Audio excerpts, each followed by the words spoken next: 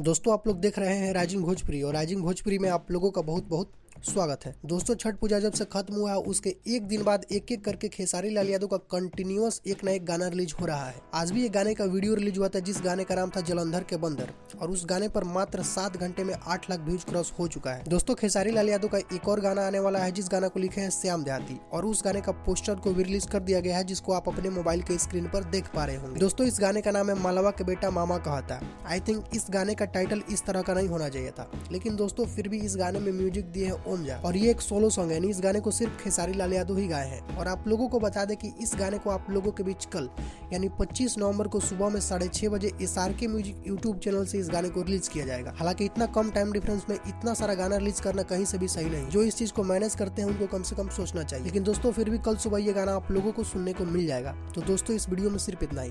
Video पसंद आया तो वीडियो को लाइक कीजिए, चैनल पर नया तो चैनल को सब्सक्राइब करके बेल आइकन को प्रेस करके नोटिफिकेशन को ऑल कर ले। तो मिलते हैं एक नए वीडियो में नए खबर के साथ। तब तक के लिए धन्यवाद।